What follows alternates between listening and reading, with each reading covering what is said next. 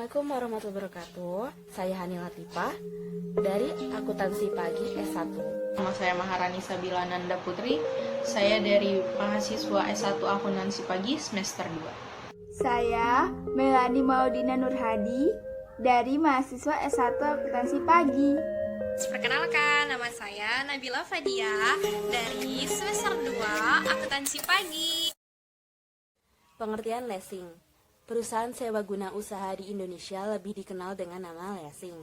Pengertian leasing atau sewa usaha secara umum adalah perjanjian antara lessor perusahaan leasing dengan lessee nasabah di mana pihak lessor menyediakan barang dengan hak penggunaan oleh lessee sebagai imbalan pembayaran sewa untuk jangka waktu tertentu. Ketentuan mengenai leasing, wewenang untuk memberikan usaha leasing dikeluarkan oleh Menteri Keuangan berdasarkan Surat Keputusan Nomor 649/MK/4/5/1947 tanggal 6 Mei yang mengatur tentang ketentuan tata cara perizinan dan kegiatan usaha leasing di Indonesia. Nah,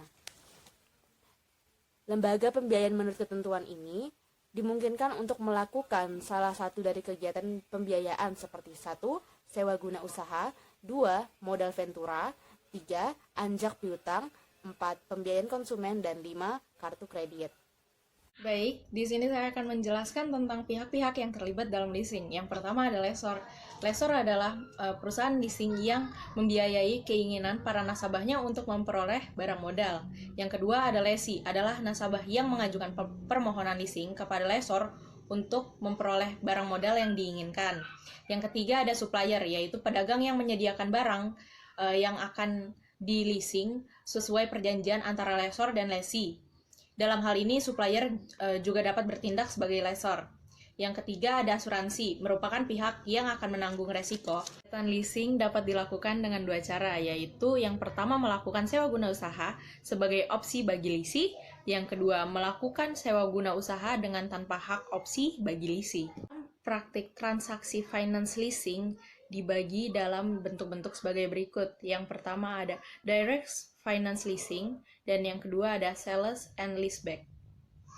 Jenis-jenis perusahaan leasing. Jenis-jenis perusahaan leasing dalam menjalankan kegiatannya dibagi menjadi 3 kelompok, yaitu 1. Independent leasing, merupakan perusahaan leasing yang berdiri sendiri, dapat sekaligus sebagai supplier atau membeli barang-barang dari supplier lain untuk dileaskan. Yang kedua, captive lease.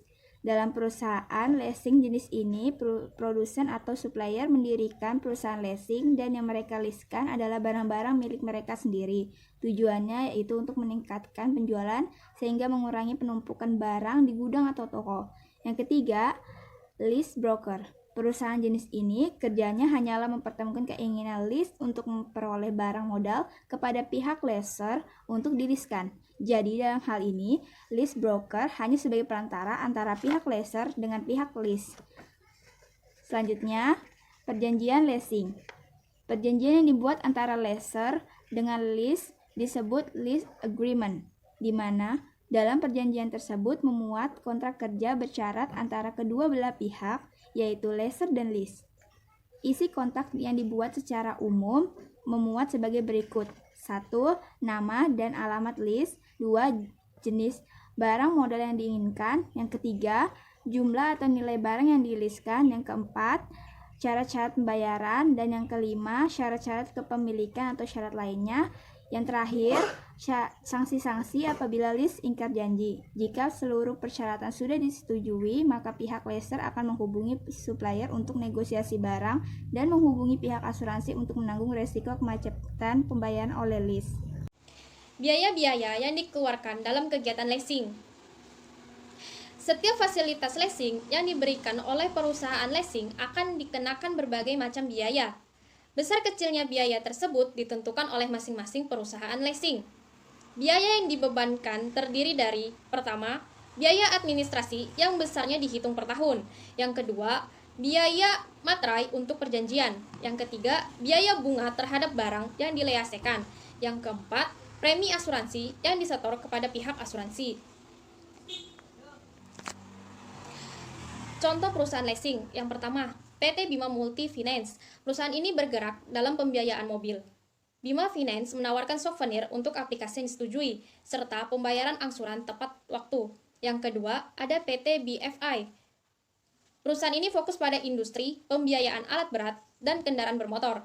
Berdiri sebagai perusahaan mandiri, dan bukan afiliasi dengan neraca keuangan yang sehat dan permodalan yang besar. Yang ketiga, ada PT Federal International Finance, perusahaan pembiayaan yang khusus melayani kredit untuk sepeda motor Honda. Yang keempat, ada PT CIMB Niaga Auto Finance. Perusahaan ini mengambil produk dari bank CIMB dan selalu mendekatkan diri pada customer-nya dengan melakukan berbagai lomba-lomba atau berbagai reward.